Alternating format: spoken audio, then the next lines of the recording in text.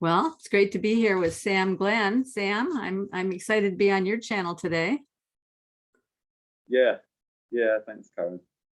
So yeah, I wanted to have a chat with you today about you run a channel called The Meaning Code and have put out a lot of content, and the form of which is mainly conversations or dialogues with different people about a range of perspectives. And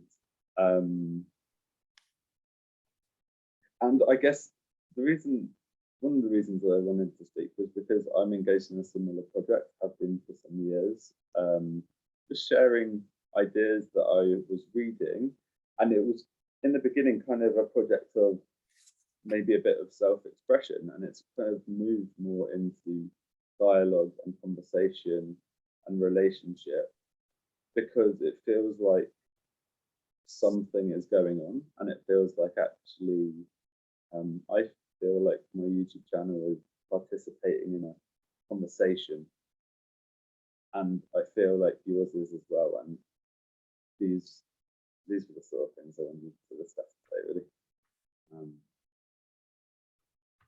And so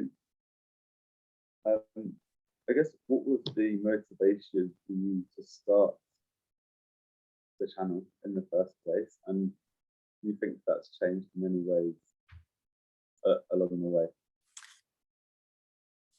Okay, well, so the reason I started the channel in the first place is Paul Vanderklay told me to start a channel. I did a couple of conversations on Paul's channel, and after the second conversation, he said, well, in the second conversation, he said, you know, nothing is stopping you from starting a channel. You should just do that. And so I thought, well, okay, I'll give it a try. But the secondary reason that I started a channel was that I had a question. And have you read Maps of Meaning, Jordan Peterson's book? I have. Yeah. So you know how in there he talks about how he felt like the struggle that he had for like 20 some years with the whole misery and suffering of the Holocaust and Stalinist Russia and all that anxiety that was in him. He felt like finally it gave him the gift of a question, and that question is what drove his research after that. It's what drove him to write that book. And I had a slightly different question, and I wanted to pursue that question. And I thought, well, the best way to pursue it is to talk to people who might have some answers. And I tried to format the channel. I mean, there's a few little heuristics I learned from Peterson that are so great. One of them is make friends with what you don't know instead of what you know. And try to, when you listen, try to really listen as though you don't know anything and you might learn something. And so I tried to do that. I think I was better at that early on than I am now, because now I have ideas and now I want to talk about my ideas. But in the beginning, the question I had was that as an artist and through my study of creativity over the course of many years, I learned a certain framework of looking at the world. And I noticed reading Maps of Meaning that even though they're completely different in terms of their vocabulary, they completely map onto each other in terms of the underlying pattern. Well, and there's a theory of art in Maps of Meaning, isn't there? There's a theory of aesthetics, and I would say a theory of the imagination. One of the greatest images I love from that book is this concentric circle of he has it kind of in the body, in deep action, and then in myth and image and symbol, and then moving into more closer specificity and closer articulation. And the word he uses is higher resolution. And so from the participatory to the propositional or something, there's basically a diagram in that that kind of shows that. And sorry, go on. You were saying about your question. Yeah.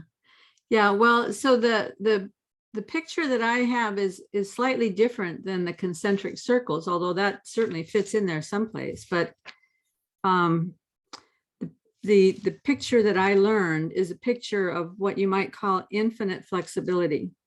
It's a way of working within the constraints of a set of principles and elements, but within that set of constraints, you can find infinite flexibility and infinite variability.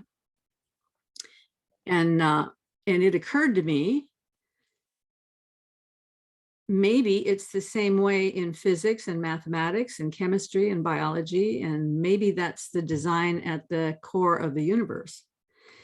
And so that's why I've been talking to so many scientists and physicists and all of these people, mathematicians, trying to get at this core, and talking to philosophers and broadening my own knowledge base, because when I started out, I didn't know any of these things. So I've been trying to play catch up, which, I mean, the internet is great for that because they keep throwing stuff at you. And as long as you're hungry to drink it up, man, it's there. And I love the way there's this kind of synchronicity weaving through everything. Like today, I had a few minutes, and so I popped in on Paul Vanderklay's conversation with John Vervaeke and Paul Anleitner, which just came out this morning. And John Vervaeke was introducing to them this book by D C Schindler called Love and the Postmodern Predicament. And Michael had just sent me that information about that book 3 days ago and said, you got to read this book so we can talk about it. And then you're working on a doctorate on love. And so I thought, wow, if I could read, even a little bit of that book before we start today, I could talk to you about the things in that book, because it might be helpful to your doctorate. So there's all these things that just weave together in our space, which I find fascinating. Yeah, I mean, there's a lot of synchronicities and coincidences for sure. And I think there's something to that about I don't know if it's a chaos into order, or like something about the logos, or the pursuit of the logos, or a shared.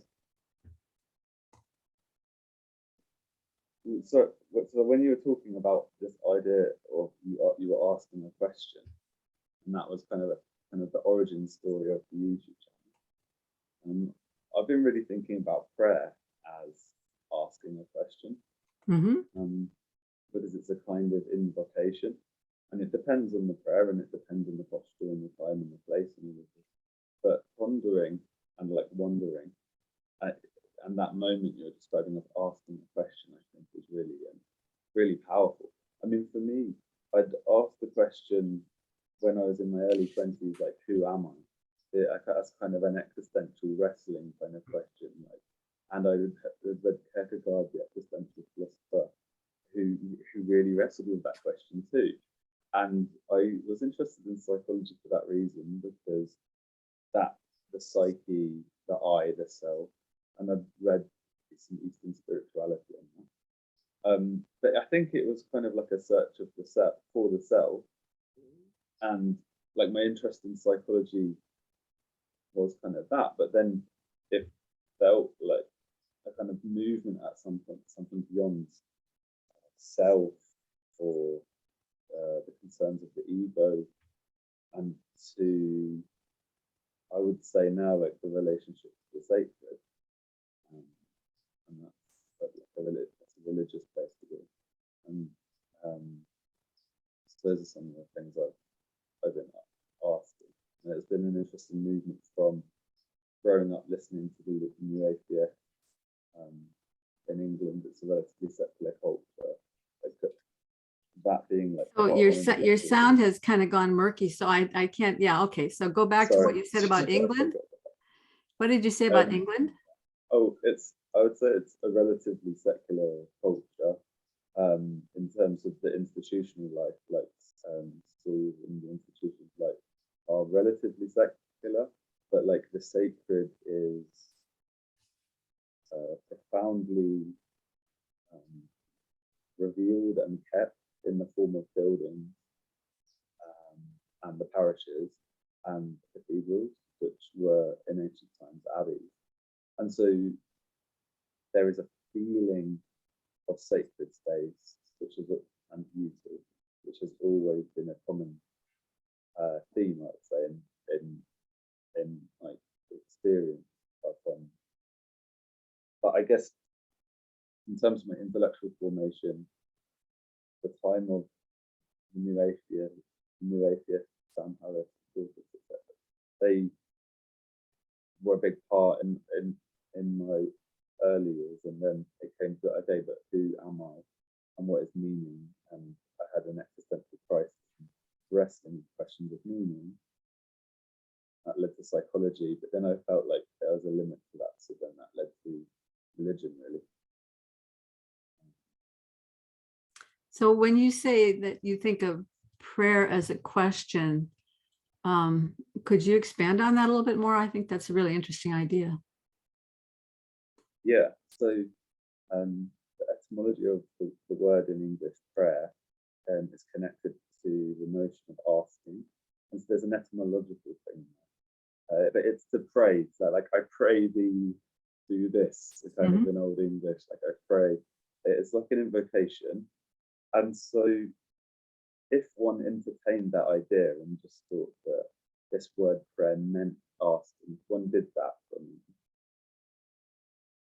applied that kind of lens, and then when I hear you say, oh, well, really, it all started with asking a question, it's what my point is that prayer is so fundamental to our experience, isn't it? Like each day we wake and it's what is it I should do today? And there's a hierarchy of where my attention is going to go. Is it going to the highest? Is it going to the proximal and the lower? And perhaps St. Anthony and the monastic intuited this in their thoughts around demons, like the principles that pull us to salience, say, or like the things that jump and are like, tend to mean exclusively over the whole. Do this, like, and that's the passions that kind of rip us into a million directions. And so I feel like prayer is the process that orients all the prayers as well. It's almost like a meta key, because to ask what shall I do today is kind of to ask what to ask. Like one of the things I should do is to get my priorities in order, for example. And then if you do that, then there's a set of questions there. But it's kind of a fractal thing of more and more specific questions, isn't it? Like how we order not only our own lives, but our relationships. And perhaps from the earliest times of our development, to think about it, like, isn't the child, if not articulately yet, making invocations of like a will towards something, and those things being given or not given, and then if not given, that's a crucial moment in the development of the ego. Oh, okay, it's not given, my prayers cannot be answered. And then there's the stories like the book of Job, which speak directly into what happens when our prayers aren't answered in that way. But it's just a set of intuitions I've been following, I guess, because I guess in a Barfieldian sort of sense, it really interests me what the meaning of words are. And prayer is a word with a lot of tradition behind it. And so, well, one of the things I noticed about prayer I went through a really tough time in life where a lot of catastrophes happened all at once, and I was left alone. And I lost both my parents and my husband all within a 1 month period. I mean, with my husband, it was a divorce, but with my parents, it was death. And just shortly before that, I had lost my brother. And so this all happened at once. And it was 20 years ago. Goodness, it was 30 years ago. So I can speak about it now from a much different place in my life, but at the time it was really devastating. And I found whenever I would kneel to pray, that it turned into something much more akin to like a counseling session, because I would start to ask something and then I would find I couldn't really say those words, because there was, you know how Jordan Peterson always talks about how he went through a period in his life where he kind of felt like there was another part of himself outside of himself looking at him. That's the way I felt when I would try to pray certain things, because I'd start to say the words and then I would realize inside of my heart and my mind and in my spirit, probably, that's not true, or it's not based on truth, or it's going to take you in a wrong direction, or, I mean, there are all many reasons, but I keep getting stopped at certain things that I wanted to ask for. And so my prayers got simpler and simpler and simpler until eventually they were just praise, you know, remembering God's goodness, remembering his love and his beauty, and trusting that whatever I needed, he would be there for me, and I didn't need to ask. The asking is sort of a process of learning who you're asking. It's sort of building the relationship, sort of, but So I spoke to Jonathan Pazzo about this recently, and he used the word emissaries. Like, so like there's the prayer is the invitation to what you just said was the person to who the invitation is directed. And Jonathan talked about emissaries or angels or spirits, I guess we could say, that are doing this between those realms. And Angelos. thank you. sorry. Angelos, I think, is the Greek word about messengers, emissary spirits. So I pray, I make an invitation to a person, and because it's such a high being, there are ontological levels to move through, and someone like the Greek spirit Hermes was a kind of liminal figure in that sense, in that the angels can move from the heavens and earth and send messages. And so that's like the spirit of the message, the spirit of communication, the angel, which moves to and from. And I feel like just much of our life is, if one entertains that idea, so much of our life experience is governed by prayer. Like if it is connected into it, to asking as it could be. But I see what you're saying, so I like that shift of emphasis, because I think that's absolutely right. Because there's the asking and then there's the listening. Like there's a message coming, and what is that message? And just to really then hear that message would be transformational if it came from the highest. Well, I mean, I think there are other kinds of prayer. I was just talking about that particular time in my life. I mean, I think another kind of prayer, you know, I was telling you about this book, Love and the Postmodern Predicament, that was, are you familiar with D C Schindler? He's a Catholic theologian, and he's written a lot about love.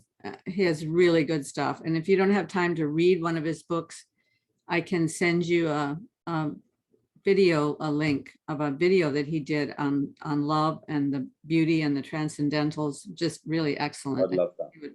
I think you'd find it very helpful. But I was going to read you a little bit from the foreword to this book, because that's about as far as I got today. I thought this was really good. I'll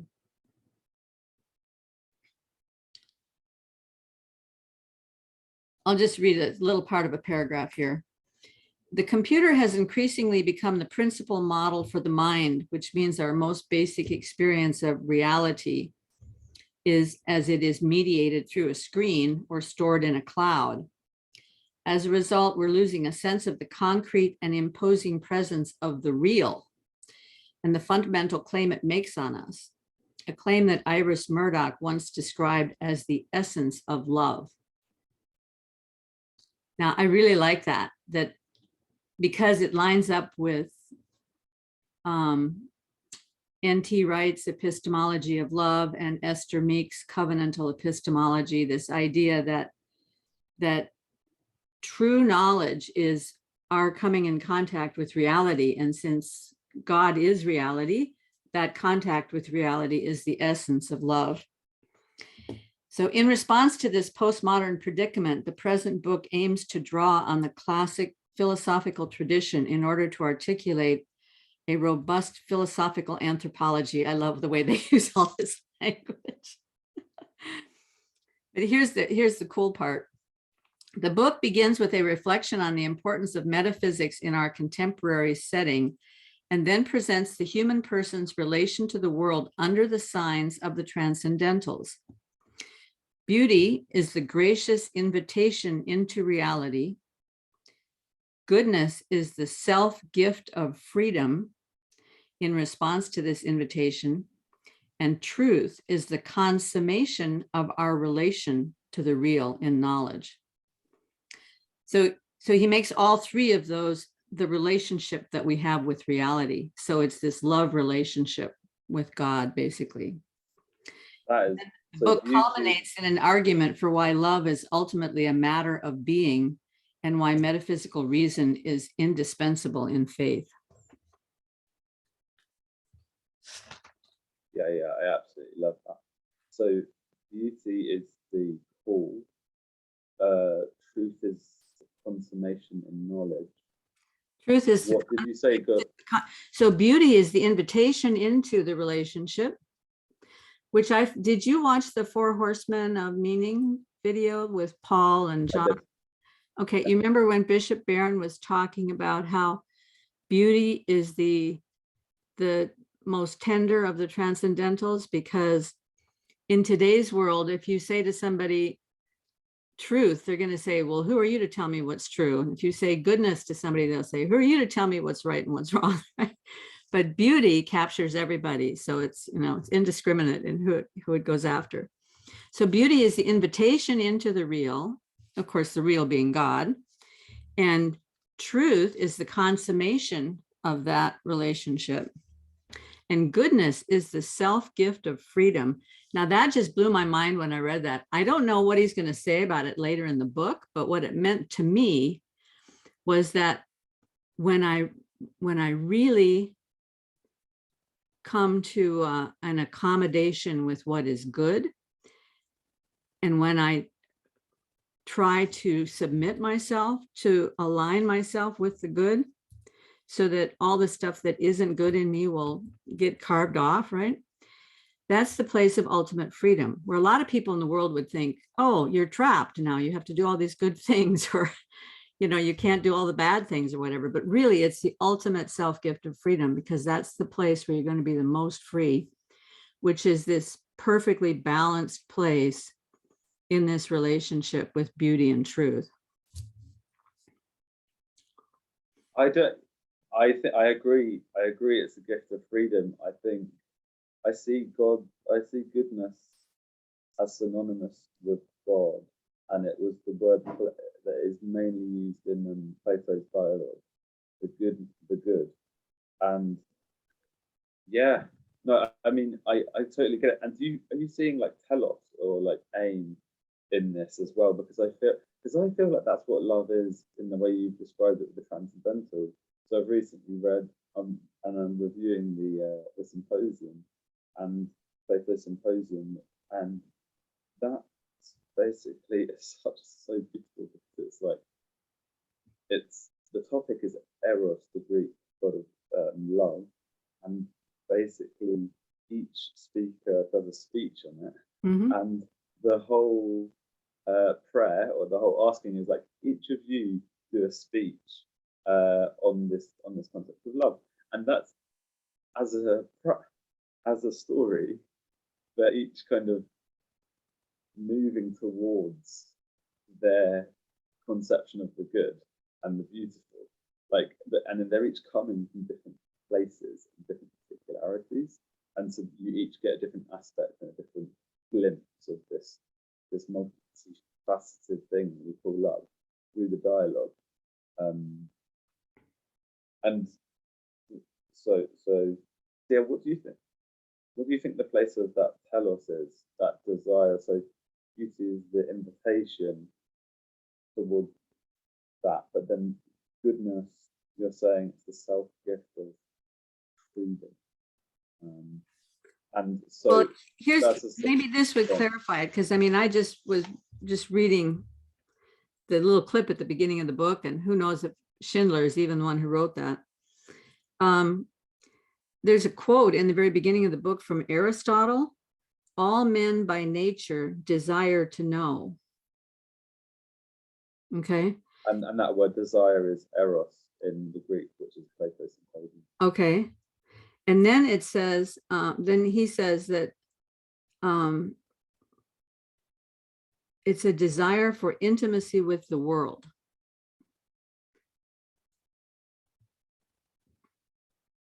I don't know if he means it's a desire for intimacy with reality or with the world, because those could possibly, this could potentially be two different things. But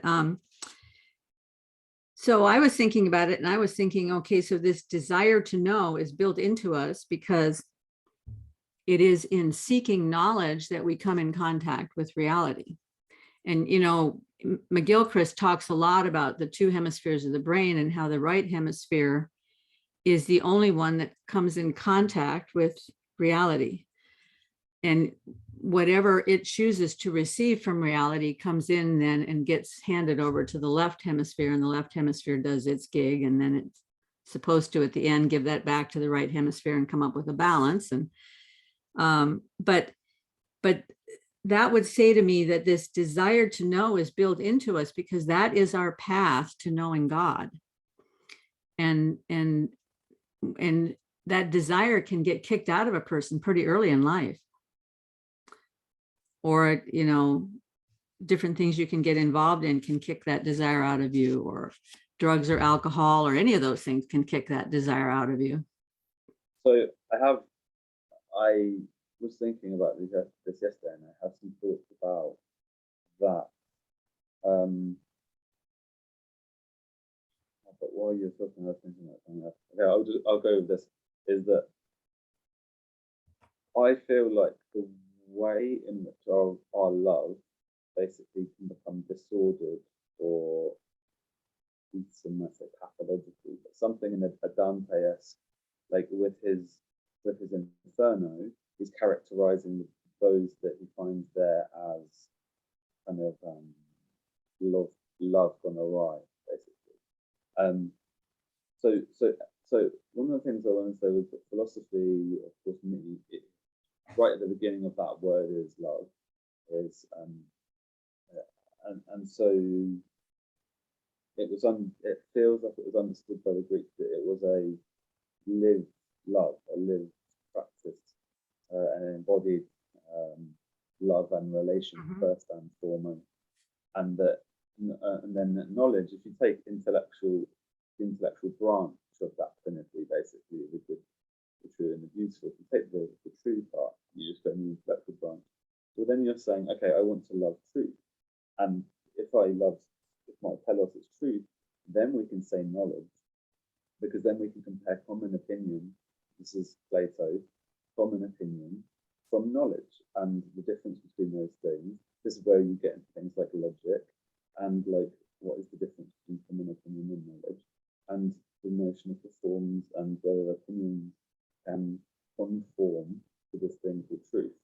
And that's the whole, that I think, narrowly focusing on that, I think, can become somewhat problematic. And I think the good and the beautiful, and particularly the beautiful, personally, I think, particularly the beautiful, are really, I think that happens anytime we try to build a system out of something, right? It becomes problematic.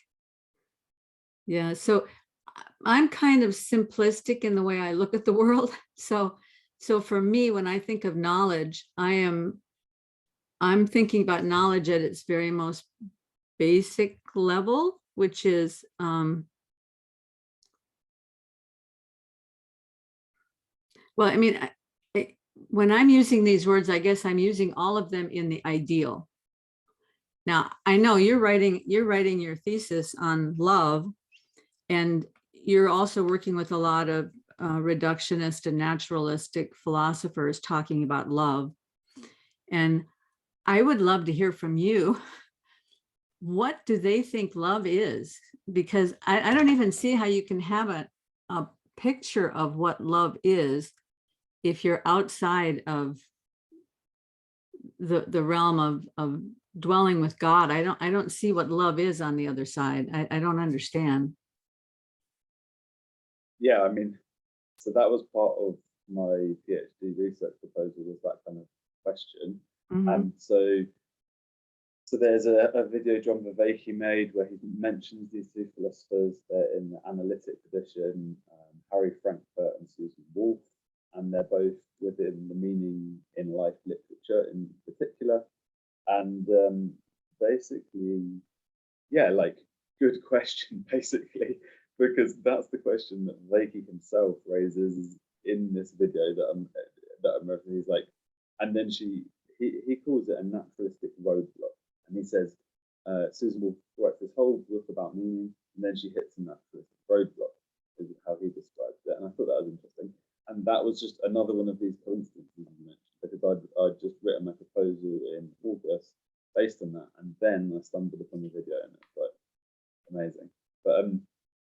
But basically, I think you're totally right on with that question. And that's kind of part of the proposal. And the proposal, at this point, I'm in about 11,000 words. The proposal is part of that whole project. It's something I'm hoping to get more of a sense of the bigger picture of the project.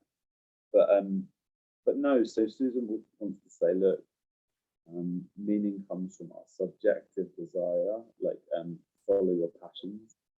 Frankfurt might say, follow your passions, and that's meaning in life. Okay, that's a subjectivism which I reject, because, or an objectivist would reject by saying that it actually matters the ontological quality of what we are desiring. If I'm desiring just to have fun or have some ice cream, versus desiring marriage or meaningful career or something, like, we want to say that there's a hierarchy of value, or the objective. And so Wolf's position is to say, look, she wants a hybridism. She wants the subjective and objective to meet. I would say something like heaven and earth to meet. And I'm like, yeah, like, right on, that's a good theory of meaning. But on what basis? I guess it's a kind of quality thing, because we're talking about analytic philosophers, and I think there's a qualitative thing that might be being missed here. This notion of like the good and value, and something like in art and aesthetics, it would be called taste. And I think that's a very interesting thing to pay attention to. What is taste? And yet, you know, like, musicians, whole careers are based on their taste. It's like, what sounds good, basically. It's like, and that's a very elusive and subtle thing, isn't it?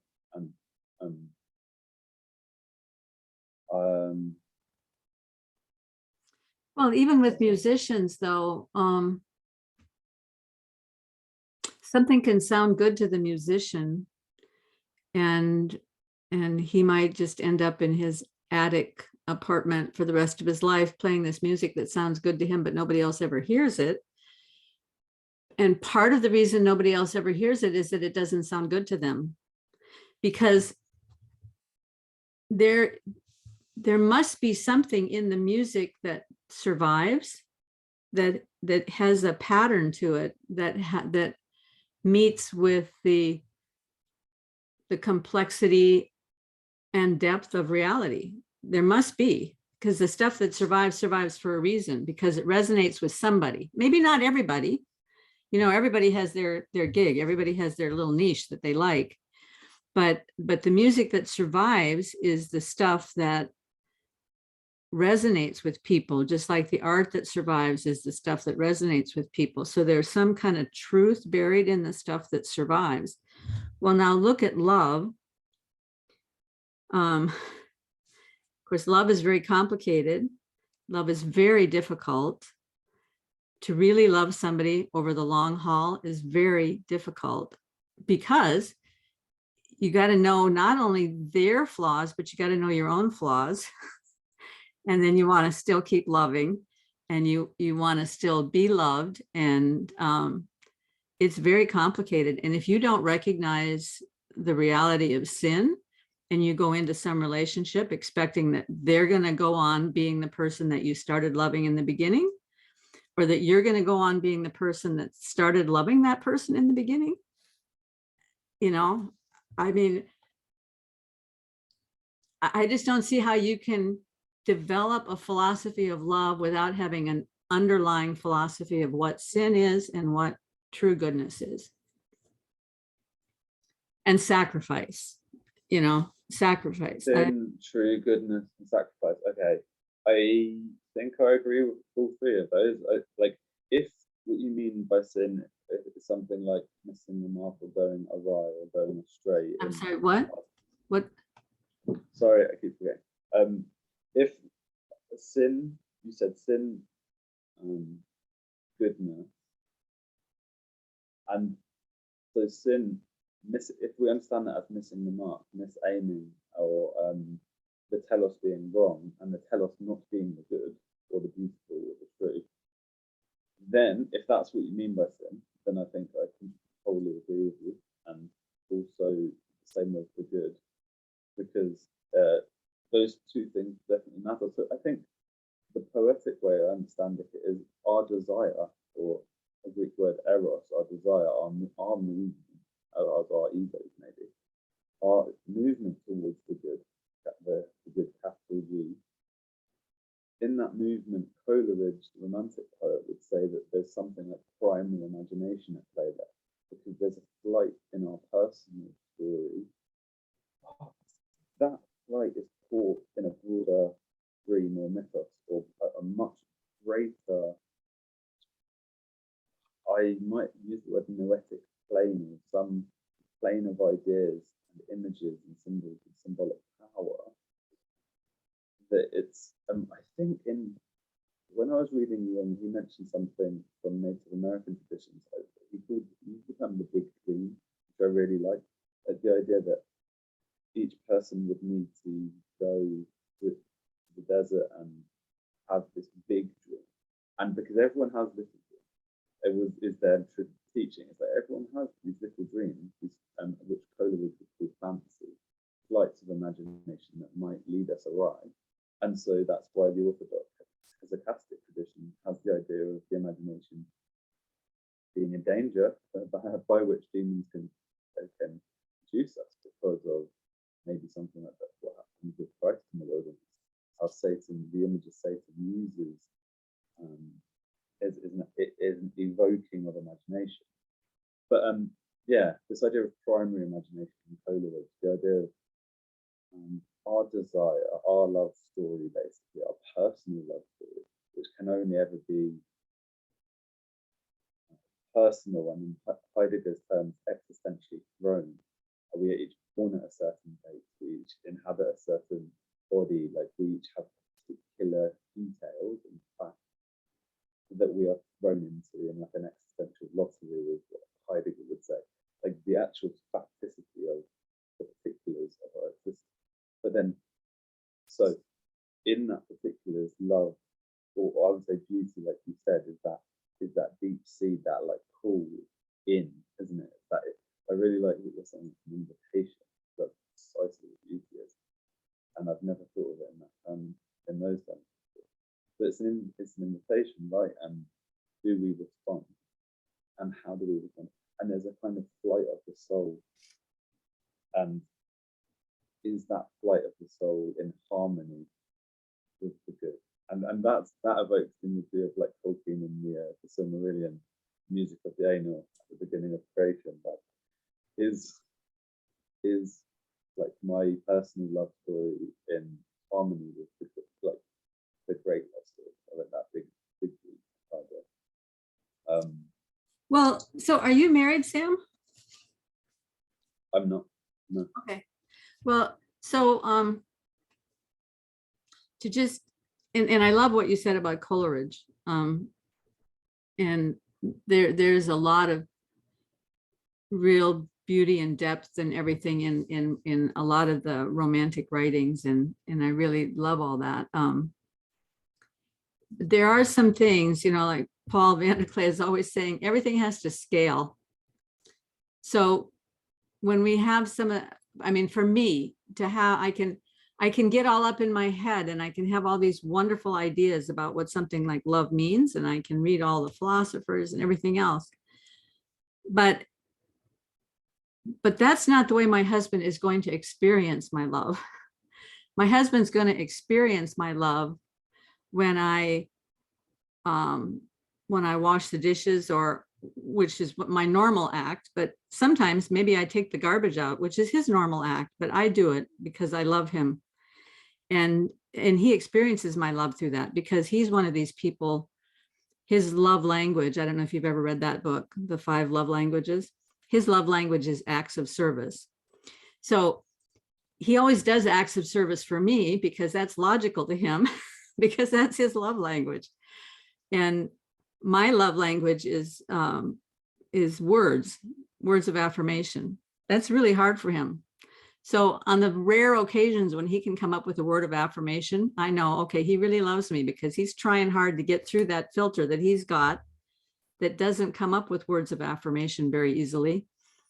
And that's where the rubber hits the road in a relationship of love.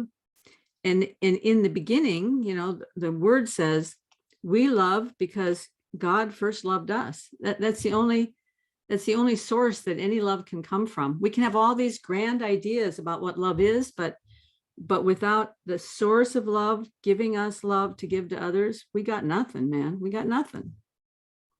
So I have 2 things to say. One is Erich Fromm comes to mind. He wrote a book called The Art of Loving, and one of his the emphasis he puts is on the generative aspect of love.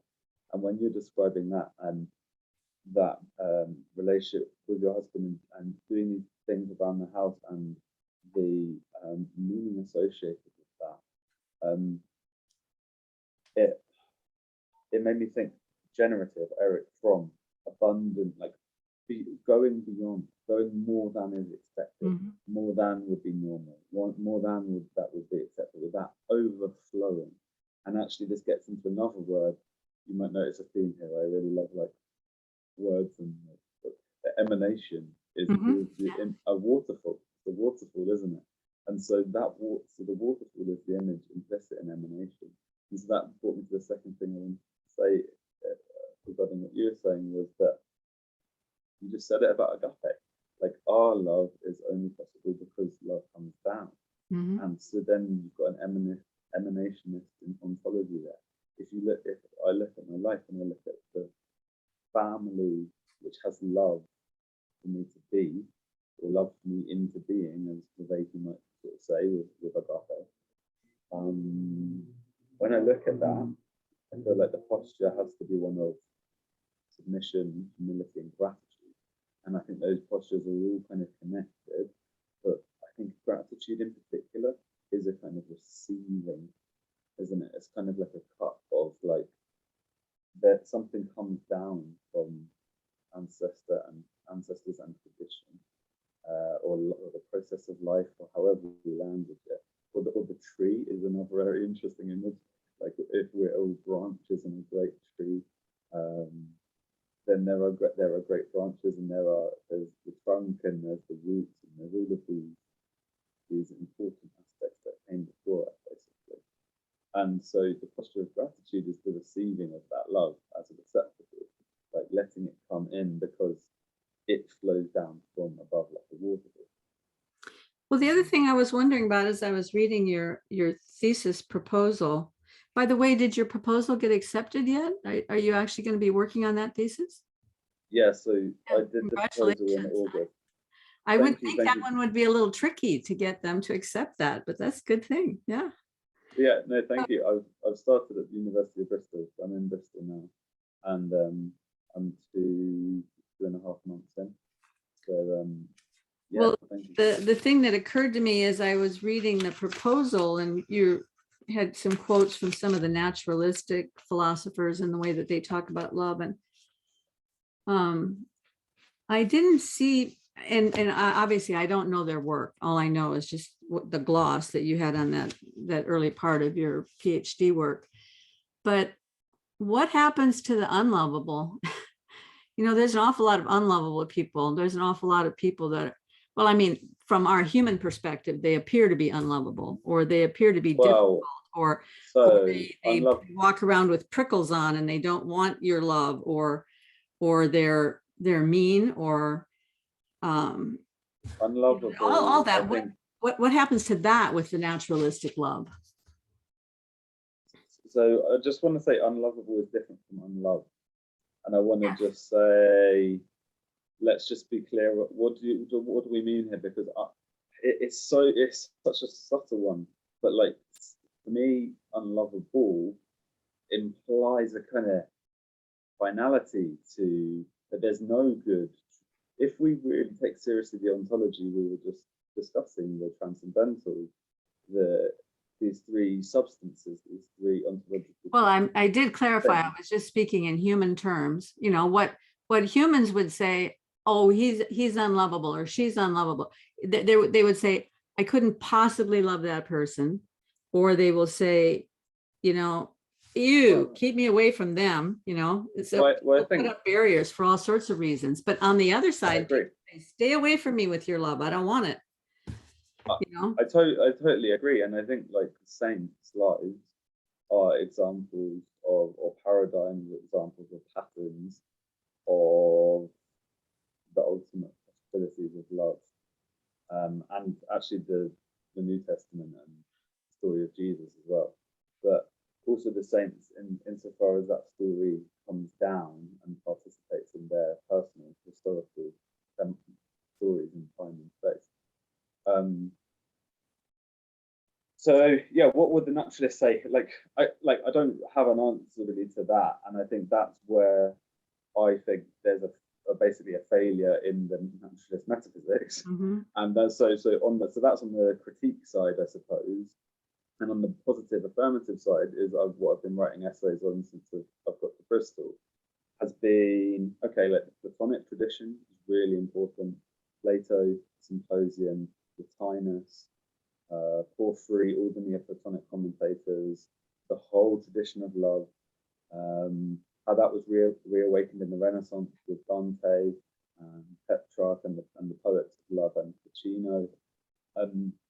There's so much to say in terms of the positive aspects of the resources we have for talking about love. It's rich, and all of that is synthesized, of course, in the church, like in the church as a living tradition.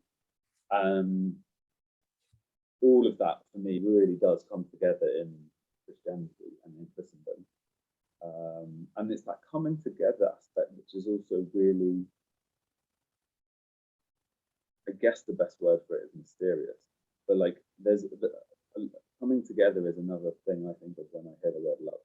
Like the way in which actually this comes from Empedocles, the pre-Socratic who lived in Sicily. He said that it was love and strife. These were the two cosmic forces. And there's a kind of love and what? Strife. Discord. Yeah. So love and discord were the two principles.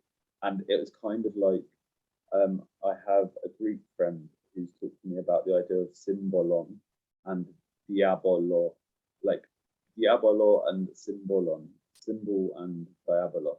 Yeah, I heard that. I heard that the other day about diabolos. That blew my mind. I never knew that's what it meant. That so that's tearing apart, right? Trying to divide. That's discord for Empedocles as well. Yeah. So those two words for me, I think, yeah, that's basically Empedocles' philosophy. So anyway, so there's all this positive kind of affirmative tradition, I think, that I think needs to be argued for and remembered and articulated. And so that's kind of, I've been writing an essay on the imagination and poesis. I've been writing an essay on love, and I'm currently reviewing the Symposium, as I said.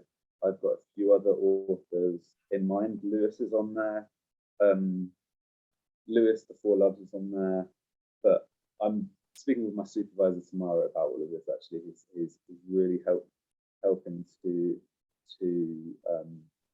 give direction with recommendations and such.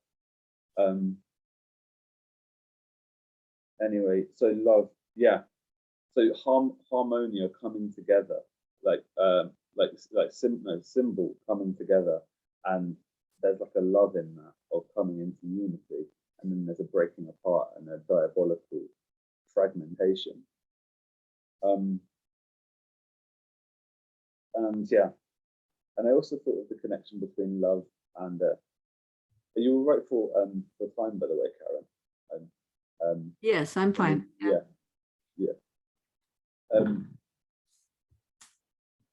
Love as a coming together, and you could use the word sin earlier, so maybe sin being a coming apart, the kind of my desire being focused on the fragmentary, that which is actually tearing me up, my personhood apart in a way. And such stuff like addiction is a kind of physical, psychophysical manifestation of that kind of fragmentation of eros or desire. And so I think it has a very healing aspect to it. And another thing I've written about recently is like wholeness. The David Bohm, a theoretical physicist, has some ideas about wholeness, and Carl Jung did as well. It was very sensitive to his psychology. For Jung, wholeness was the telos of the psyche. Like the whole individuation process is aimed at wholeness, of which the archetype of the self is the primal symbol for you. And then the word healing means wholeness. That is connected with good health, means good. I hope that you are whole. And so whole, if I'm healthy, my whole body, my hands, my feet, my head, like all of it is working. And if I hurt my finger, then a particular, I'm not whole. There's a part, dis-ease is connected with, oh, that's dis-ease. That's not kind of re-participating fully in it. You see what I'm saying? Yeah, I really like that. I really like that. My husband is always saying, you know, if you have any trouble with your children, it's just as though everything is going great and then you hit your finger with a hammer. That's all you can think about is that one thing, that one little dis-ease right there. So when you're having problem with a child, that's exactly what it feels like. Like you hit your finger with a hammer, and it takes up all your mind share thinking about that problem with your child, you know. And so yeah, wholeness, and I like David Bohm too. I've watched a lot of his stuff. One of the other things I was going to mention in regard to, you were talking about all these wonderful writers like Plato and Porphyry and Plotinus and Empedocles and all this stuff that's been written throughout all the ages about love. And yet today's materialist reductionists would say it doesn't even exist except for the firing of neurons, you know. Isn't it amazing that so much time and effort has been spent to write about and think about and practice something that, according to Sam Harris or Dawkins, doesn't even really exist, you know. Very interesting. Well, I think this is where Jonathan Pajot is so important and interesting in the conversation, because the idea of prayer, like all that we've said about love, all that we have said about love so far, for me, like that is what our whole intellectual tradition historically manifestly comes out of. And so Pajot would want to make a connection with Heidegger and care. So I said to my supervisor that I wanted to read Heidegger about love, and he queried that. He said, Heidegger and love, really? Like, you'd have to kind of justify that a bit. You'd have to say why you were doing that. And it's this kind of intuition Pajot's mentioned, because, and Peterson is mentioned. Heidegger, complicated figure, who I don't understand as much as I should right now. He has this idea of care, as the care structure of the life world, like how care is somehow fundamental to being. Let's just say that. And so in that sense, any materialist, any ist of any ism, any of the propositional categories, for me, that person is already in a care structure, they're investing their attention, they're investing their desire, they're investing, you could say, meaning, like they are pursuing meaning, and if they find that's lacking, they lament and maybe repent and maybe turn to like, okay, why is it lacking? What is wrong with my desire? Why am I misfiring and going awry, sinning in all of these different areas? So that's a participatory emphasis. That's an emphasis on story and narrative, but also more phenomenological experience and lived experience. You know, and well, I wonder if your dissertation mentor, what do they call the guy in England? What do they call the guy that your supervisor, your dissertation supervisor? Do they see love as being fundamental to the universe? Or are you swimming upstream here? Is this going to be a challenge to try to get your, I mean, in a way, it would really be good if it is, because if you have to do battle in order to articulate what you're trying to say to somebody who lives in a completely other planet, then it's going to be good for you. Yeah, I mean, his name is David Leach at the University of Bristol, and he works in the philosophy of religion and in particular the philosophy of love. And he's taken a look at the Cambridge Platonists, who are a school that I need to read more about on it. But so yes, I think is the short answer to the question. Like, yes, he's familiar with all of this we're talking about with love, but also, like, I think there's just, in terms of like the critical aspect, there's just questions to be raised about the plausibility of certain naturalist positions about meaning in life. And like, if we take that seriously, as in the humanities, in certain fields of research we do, like, if we take meaning in life seriously, we need a coherent theory for why there is that meaning. And I think what you mentioned about the transcendental, this is all seeded in Plato. It's beautiful, it's glorious, and there's an ancient living tradition that keeps all of that in there. And so there's a great glory to all of that. There's a glory to it, but there's also a critique, I feel. So I don't know, maybe it's a right brain, left thing. I don't know what it is, but there's an element of it where I'm saying, like, I'm trying to engage with contemporary analytical philosophy literature, very technical, about meaning and about how they're getting that. And I want to kind of raise important questions about why that failed. But in the questions you're asking, you're saying, oh, but what are they going to say about that? And I'm saying the same things. I'm saying, like, here are some areas where you might want to reconsider that ontology. And then, so that's the critical element. But then on the other side, it's what resources are going to be fruitful and edifying, really, to articulate a coherent philosophy of love. Because, I mean, it's just, I don't know, it's of course a word with 10 million meanings. And of course, one of maybe the most contested and controversial words there is in the human language, or in the English language, who knows? But you know, like, well, I could run something by you that I've been thinking about. One of the, if you've looked at my channel at all, I think you know that recently I've been kind of captivated by Stephen Wolfram's theory of everything, where he's talking about the structure of the universe being computational from the very beginning. And when he says computational, he is not talking about a computer. He's just talking about that the universe is built on relations, and it starts out with 3 elements, and then what those 3 elements relate to and can keep relating to as the universe grows and grows and grows. So it's a little hard to explain the whole theory, so I'm not going to try to do that because I have 3 or 4 videos on that on my channel already. But I've been playing with a little thought experiment about how to use that as a picture of the structure of reality.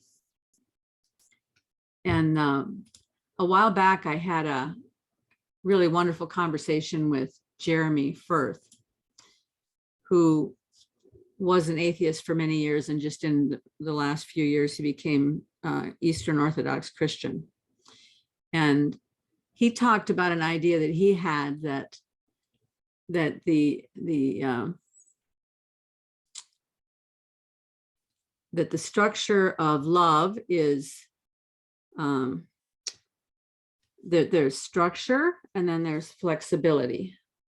So the pole, the upright pole, is structure, like order, looking up, receiving emanations from down, okay? And then flexibility is the cross pole. So structure is our relationship upward with God and his relationship downward to us.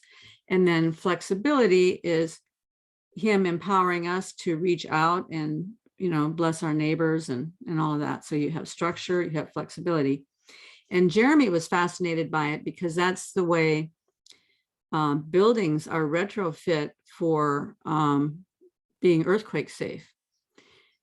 That if there's this flexibility built in the crossbars and in the rollers underneath the building, then the building can stand regardless of what happens. So anyway, given that background, I wrote this. I've been playing with a thought experiment based on Wolfram's theory of everything, which basically says that one simple rule can create infinite complexity. So what if the simple rule is, and remember, this is just a thought experiment, it's not a theory, okay, it's just a thought bubble. What if the one simple rule is the golden rule? And take Jeremy's idea that love God is the structure part, the vertical pole, and love thy neighbor is the flexibility part, the horizontal pole. This keeps love from becoming too tightly structured, too rule-driven, and in the outworking of the neighbor-loving part, we learn flexibility, which gives us a possibility of living in freedom and without coercion. So if love is the one simple rule, what grows out of that? In the world of cellular automata, the rule is always relational. What is happening before and on either side of it determines what happens next. Love is also always relational, and love is act, not thought, and love is always a choice. So what if love just follows this one very simple rule that no matter what the next move is, that move will always be motivated by love, always choosing love, always based on an intention of good for the other. And out of that would grow ultimate, beautiful complexity. That's wonderful. That's really, really wonderful. I think people wonder sometimes what I'm thinking about when I'm showing them all these videos of Stephen Wolfram's idea, because they might think I'm trying to say, oh, we're living in a simulation and we're all dots on a page or something. But I think that scientists can discover pictures that scale at all levels and that those pictures have deep meaning underneath them. I agree. And I think that word I would use for that would be a symbol. Or another word could be a fractal pattern, that can be a similar pattern. Either of those are quite good.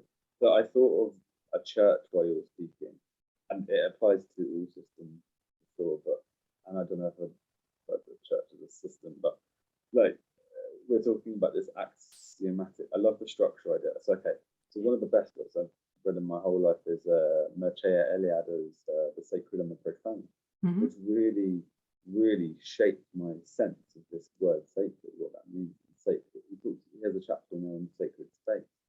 And so when you're describing love God, like love, this vertical, the structure you were saying, I think of Eliade as the sacred, and what he says is that the church in a town is the paradigmatic unit of time.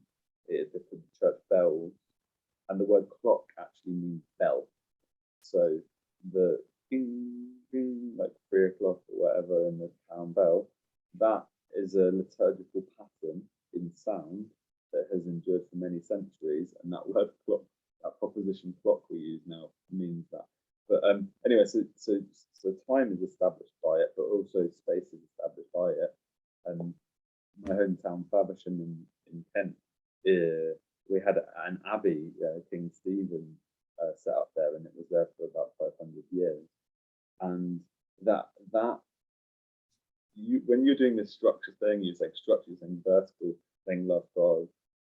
That's okay. So the church is the paradigm for time and space in the locality. Okay, and so that's how Eliade describes the sacred. So what he says about it is it's basically the pattern. So he's saying, like, look, it in the time before all time, or in the mythic time, a paradigmatic thing happened, and that was, say, the bell of ding ding ding. Like, time is being recreated and space is being recreated according to this pattern of the sacred. And so Eliade uses this to analyze all sorts of religious forms across the world. But in particular, it really struck me about the church. And so that's how the church relates to the city or the town, but also within the church, the actual architecture, let's say, building a church.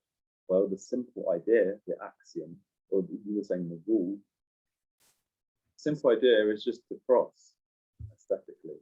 The cross is the symbol. And then you have the cross, and then you get into someone like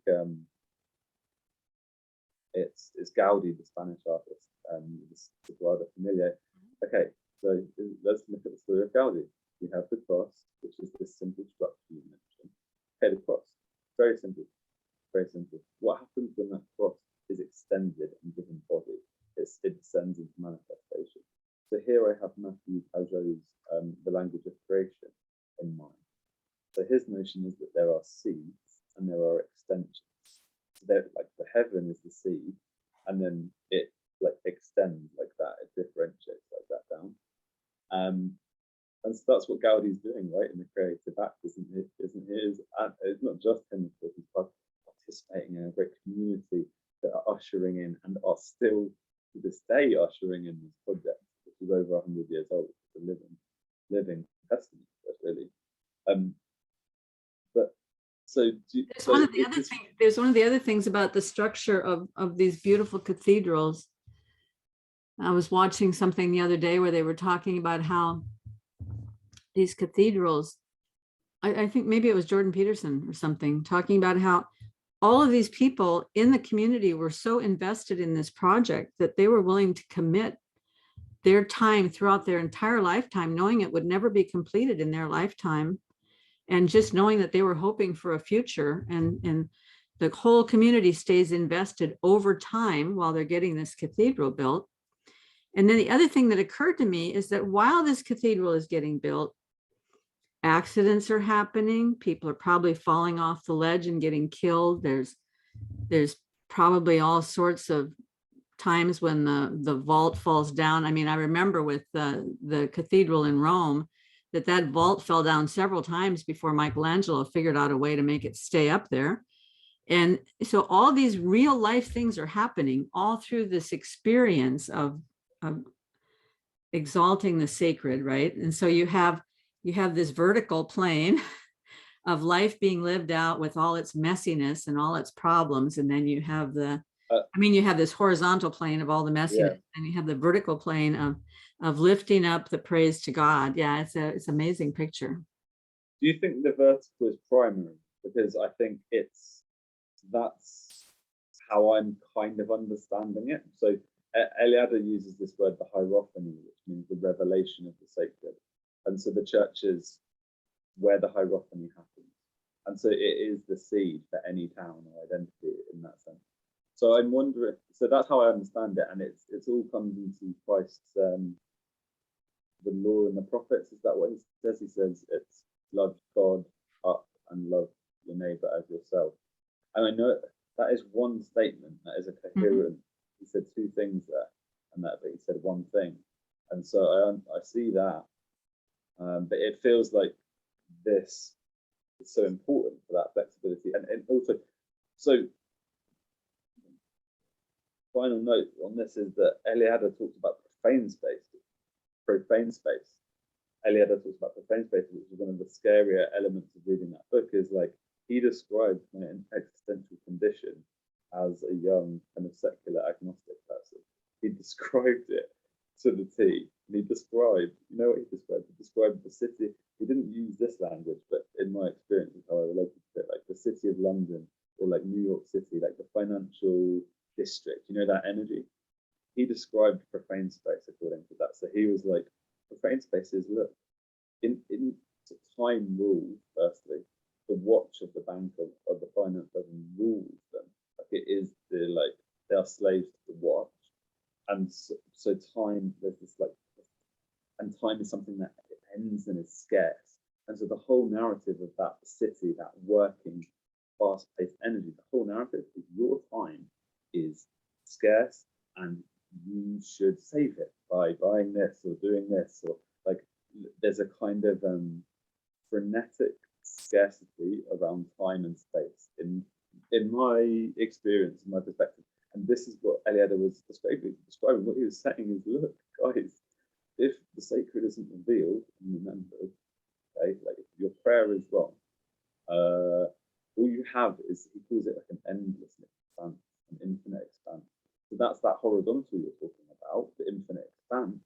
But if there's no hierophany, if there's no break in the plane, okay, if that isn't, then basically, then you get Nietzsche. Okay? Someone like Nietzsche and his life and his philosophy. Think about that, the disorientation of it, the endless possibility of it.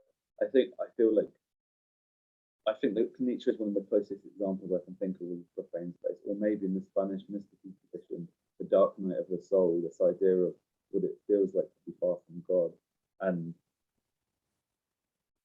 yeah, I sigh because I've been there in my life and I've felt what that means. And then I read that book and I was like, oh, okay, that's true, and that's so good.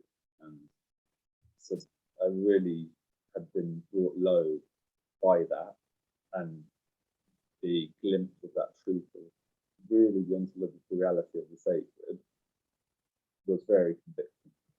And then I think Pajot helped to give me words and language to start to understand that conviction. But Eliade and Jung and Tolkien and the poets and all the imaginative life of humanity really had prepared me. And I think Lewis had talked about, he used this idea of like that, his soul being his imagination being baptized. I really love that. And so I think there was there's an element of all of that stuff as well. I guess I'm gonna have to look at Mircea Eliade. The only thing I know about him is what Peterson has talked about sometimes, but from what you're saying, it sounds like he has some very, very, very important elements that I need to look at. Because I've also been rereading Mathieu Pajot's book about the cosmic symbolism of the book of Genesis, because I wanted to see his idea of time and space and how they aligned or didn't align with Wolfram's theory of everything. And it's really kind of fascinating because Wolfram is saying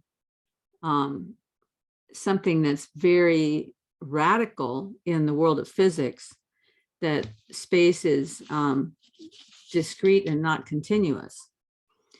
And then I look at Mathieu's book, and Mathieu says space is discrete and not continuous. But I mean, Mathieu wrote this a long time ago, right? So that kind of stuff is just very interesting to me, because when you see things start like, when the reason that's interesting to me is that it's not just that, it's not like, it's not as though I'm looking at this and saying, oh, see, because Wolfram believes this, now it must be true, and therefore it verifies my faith. Not that at all. What I see is Wolfram is growing and changing in his way of thinking about the world. And he's starting to ask metaphysical questions now. It's just something he never did before, because he has seen something in the fundamental structure of reality that is unlike anything he ever believed before. And now he's beginning to see the Platonic view of mathematics, that mathematics actually exists before we discover it. Yeah, I mean, that's all of those things. And it's fascinating to watch that kind of thing happen in a person's life, right?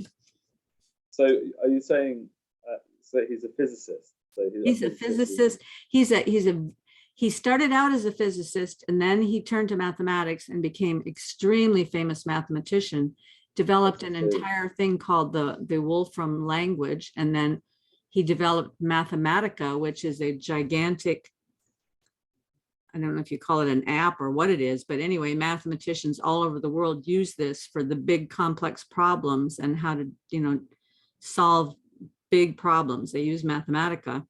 And then he's just recently in the last 2 years come back to physics because he thought he might have an idea about how to make some discoveries about the fundamental nature of the universe. And it's through that analysis that he's come to this idea that the universe starts out as 3 elements that then become a relationship of 3 elements. And then, and then those 3 elements relate to points in space. And it's those relationships of all those points in space that are operating according to just one simple rule, that whenever you see, so the structure, how could I do this? I need a piece of paper. There's a structure, and he's not saying that this particular rule is the rule. He's just using this as an example of what might happen. So you have this structure, but it starts out with this structure. It starts out with these 3 up here. And so then wherever you, what's the one on the top, on the left, on the triangle on the left? There's a this one. Well, whenever you see when you start looking at these points in space relating, whenever you see this one happen, you replace. Whenever you see this one happen, you replace it with that one, or it's the other way. I can't remember if it's this one happen, you replace it with that one. Either way, that's the only rule, and it just continues to go out. So it's always in 3s, and it's always relationships of 3s. And before very long, it begins to create this extremely complex manifold that gets more and more and more complex and has more and more and more layers, and it becomes this gigantic fractal. Yeah, which is very close. More detailed and complex. Yeah, I mean, fractal. And so this is Pythagoras as well as implicit in all this, the amazing pre-Socratic mystic who talks of the monad. And so if you draw on your paper a dot, there's no movement in that. That is 1.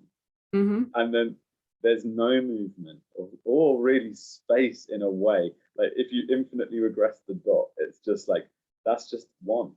But like the dyad is the line. Like the line is the principle of all architecture, all visual principle. Because if you do another line, you get a triangle, and then if you do another line, you get a square. And so well, he starts out like this. He starts out with a dot, and then he goes to this, which is 3 dots, but this dot needs to relate to that dot. And the only way to do that is to move this line over here, right? Which is how you end up with this. So you start with this, and then the rule takes it to this, and then the rule takes it to this. And then from there, it just grows and grows and grows. But it's all growing out of that relationship of 3, which is all coming out of 1. And so what does that sound like? That's awesome. That's so awesome. It also sounds like it sounds like the Trinity, obviously, but it also sounds like Jungian individuation. And here's a cool one. Here's a cool couple of ones actually. One of my early videos on the channel was an alchemy video I did on the Hermetic tradition. And in alchemy, okay, in the production of philosopher's stone, one of the traditions is there is a phase of blackness, there is a phase of whiteness, and there is a phase of redness. And that these three phases in the spiritual life are a purification in the blackness, a purging, a kind of catharsis, a whitening, an awakening, an illumination of the imagination in the whiteness. They call that the lunar dawn, the waking of the imagination. And then the redness of the rubedo is kind of like the perfection of being, or the perfection of the attainment of the philosopher's stone. Anyway, that's the magical tradition of alchemy. So that's one symbolic scheme. And then I learned about an Eastern Orthodox Christian tradition, which teaches about, I'm going to get this wrong off the cuff now. It's catharsis is the first stage in spiritual development, and then it's theoria, which I think means illumination, and then it's theosis, and that's like a three-stage path of spiritual development. And I just wanted to mention those because we're talking about three, and we're talking about, the reason I mentioned those two slightly, like alchemy is a very strange tradition, very strange. And I mentioned that in the same breath as mentioning Eastern Orthodoxy, but that the resonance of pattern. Someone wrote an article on the Orthodox idea in the symbolic world, and I asked them on Discord, I shared my video on alchemy, I said, do you think there's a match here? And he was like, yeah, like there's a very deep similarity in the intuition going on there. Well, even the colors that they chose with the black, white, and red are interesting because years ago when my daughter was little, I used to teach vacation Bible school in the craft room. And one year they made these little bracelets that had, I think they were 6 little colored beads that kind of was the gospel in color so that you could tell the gospel. I don't remember what all the colors were, but I do remember the black, white, and red, because the black was, coming to a recognition that you sin, that your heart is black, and white is what God makes you with his forgiveness. And then red is how he makes you that way because of sacrifice and blood. And so if you think about catharsis being that recognition of sin, which is the catharsis, and then the illumination is the light that comes from God. And then theosis is us being drawn towards him. The way that we grow is through sacrifice, because there's really no other way to grow. And that's how we become one with him, because I want to know you and the fellowship of your sufferings, right? Yeah. And so that's such a beautiful thought. That connects so much, because then that's death and rebirth, which is a theme in Peterson and Eliade and Jung and maybe all, if not most, of the pagan traditions, especially the Greek mysteries, were all participating in this great cycle of death and rebirth, in a crisis in nature. And so when we're talking about sin and catharsis and the purification, in Latin it was the purificatio, and like alchemical manuscript, there's many words for it, but it's also connected with death. And actually the blackness is connected with death. It's connected with Saturn, Chronos, the furthest planet at the edge of our cosmos, for the ancients. The ancients, it is the furthest planet, because it's the furthest one you can see with the naked eye. You can see Saturn. And so, I was talking about, I've done a few talks on this, which some of them are still on my YouTube channel, but I did a few talks in London, presentations about it. And like the blackness is associated with Chronos, this energy at the outer edge. And so when I was talking about the banker who's ruled by time, old man time is death in our symbolism in films and in stories. If you see the Grim Reaper, okay, firstly you're seeing a So he's carrying a clock and a staff, right? A clock and a staff. And what he's carrying actually is a scythe. And what that is an agricultural instrument. And so you've got the alchemical echo there, because actually there's kind of 16th century alchemical manuscript. Now I'll hopefully email you some of these images. They're so amazing. But the whole thing is an agricultural, their way of life is agricultural deeply. And so there's the seasons in autumn and winter, which we're in now. where the trees are dying and it becomes mulch, doesn't it?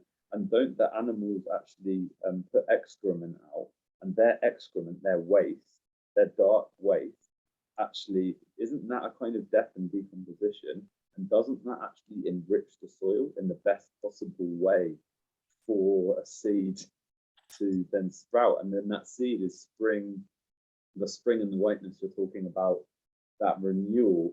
Actually, they talk about the idea of the image of like dew, like dewdrops in spring when the flowers are coming, but everything's kind of wet with the fresh dew of the renewed life. Mm-hmm. And so that is, I feel like that's so intuitively true. You need to write poetry. I agree. Yeah, I love that. I mean, because you have a lot of thoughts and ideas that would lend themselves to poetry so much better than to a doctoral thesis. I mean, you also have the intellectual capacity for the doctoral thesis. That's great, do that. But on the side, you should write some poetry so that what you're thinking about doesn't get lost to the future. Because I have this theory that came out of my study of creativity. I used to teach workshops in creativity, and one of the things I would always tell people, even if they had never painted or drawn or done music or anything else, I would always say, everybody is creative. I can guarantee it, because you're made in the image of God and he's creative. And you have something that you need to offer to the world. And the reason you need to do that is that there are things that you cannot articulate verbally that are a deep part of who you are, because of, and who you are is unique in all of history. Not only because you're a unique DNA, but because of all your unique experiences and all the books that you've read and absorbed, and the music that you've heard, and the messages that you've heard. And you've heard all of this through your own particular lens. So it's new to you. It's new to everybody else. All of that has to get commuted back out into the world in order for the fullness of the spirit to be known. And that comes through creativity, because the things you can't articulate with words, you have to articulate some other way, whether it's cooking or serving your neighbor somehow. I mean, you can clean toilets in a creative way, right? Whatever it is that you do to bring creativity in the world is expressing your uniqueness into the world. And I don't mean that in a woo-woo kind of way. I mean it in a very practical, down-to-earth way. I love everything you just said. Like, I so agree with that. And I've long thought about creativity myself. I guess I've thought a lot about this. So I feel like the gratitude thing comes in here, because we say people are gifted. Okay? We say people. So my cousin's gifted with the guitar. It's just kind of a thing that like some people aren't, and he just is. The guitar's intuitive, and so that's the word we use. Let's notice gift. Okay, gift. Hang on, gift is something you receive, isn't it? Like, and so hang on, where did that gift come? Well, because it's an easy out, isn't it? If I can say he's gifted and I don't have the gift, then I don't have to try. I don't have to work 20 hours a day and make my fingers hurt while I'm trying to learn. Because no, well, I guess my point is that the gift comes from God, in my opinion. And so if we want a theory of creativity, we need to say that these gifts have come from someone. And that is a posture of prayer, thanksgiving, prayer, gratitude. And actually, the deepest prayer of gratitude isn't saying thank you, God.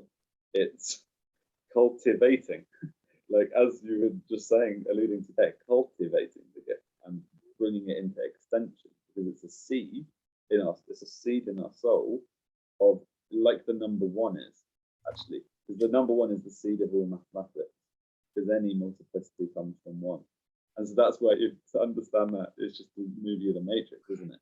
He's the one. He's Neo, the one, and and the whole network thing it does, the visual network thing, are ones and zeros. And so, like, he is the principle. He is the monad, right? He's the principle of the multiple. But yeah, that's so great. I really love. I had never really thought about cultivating your gifts that way before, but that's exactly right. And if you stop and think about it, everything that's beautiful in the world, everything that's productive and useful in the world came out of somebody cultivating in exactly that way, whether it's mathematics, somebody cultivating their mind and working hard hours and hours and hours, or like my husband is a technical guy, and so he just works all the time learning every single new technology so he can bring new things into the world that wouldn't exist if he wasn't working so hard, right? And that cultivating, you have to cultivate the gift. And we don't talk about that because that's like, who are you to tell me what I need to do? So Gnosticism gets a very bad rep, for probably reasonable reasons. But one of the most beautiful things I've ever read in the Gnostic Gospels is this saying, actually, that and I don't know if I'll remember it now. It's something like, if you cultivate your gift, you will be rewarded. But if you don't and leave them dormant, you will be punished. And it's like that will be your fall, kind of thing. Actually, it's like there's a kind of that's the parable of the talents. Yeah, it's okay. Yeah, because if he gave 1, 5, and 10, he gave 3 guys he gave one, he gave 1 5, and he gave 1 10. And that the one that had 10 and the one that had 5 went out and invested and made some more out of it, and the one that had 1 buried it in the ground. And when the master came back, the first 2 showed him all the stuff they had done with it, and he's like, well done, you will be trusted with more. And the one who had buried it in the ground, he said, why did you do that? And he said, well, I knew you were a hard master, and I wanted to make sure I still had it here when you came back, and basically the implication is I didn't want to get beaten up for not taking care of it, but to me, that's the essence of the fall right there, is that Eve was acting out of an attitude of, he's a hard master and he won't give me what I need and what I want, and therefore I can't trust him, and therefore I'm going to do this other thing on my own. And that's the bottom line of, that's what's infected all of us ever since then, is that loss of gratitude and loss of humility. That's why I like Jordan Peterson's little heuristic, that all you need to remember is gratitude and humility, because everything else falls out of that, right? Oh yeah, absolutely. And I feel like that is a connected to what we were saying about prayer at the beginning too. Mm-hmm. I don't know that we can pray without gratitude and humility. Because why would I ask you a question? if I know everything, why on earth would I ask you a question? And who am I thankful to? Why do I have gratitude? I have nobody to be thankful to. So, okay. Mm-hmm. And well, I think it is. I am going to have to go, but maybe that's a good place to round it off, since we started with prayer, we ended with prayer. Sounds good to me. This has been a delight. I'm going to send you the information on my mic. They're not very expensive, and it's kind of revolutionized my sound. So okay, I need to get a mic.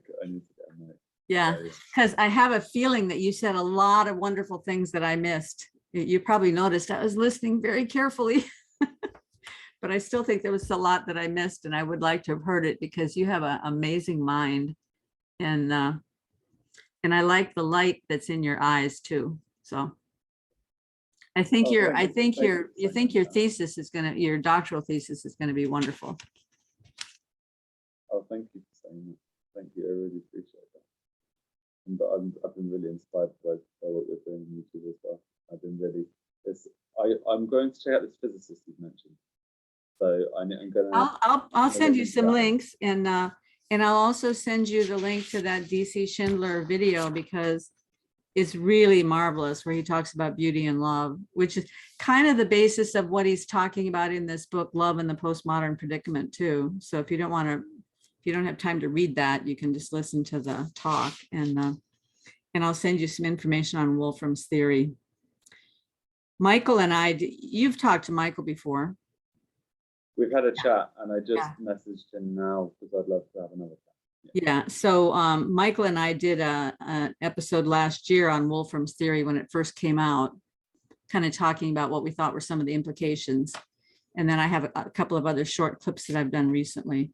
I haven't had time to really tackle it. I'd like to do half a dozen episodes on it, but I keep getting sidelined with all these other interesting conversations. Such is the way. That's the way it goes. Yeah. It's been Thank great. you, Kara. It's been great. Yeah. Thank you so much. Been really wonderful. I'll send you this video. Okay. Perfect. Okay.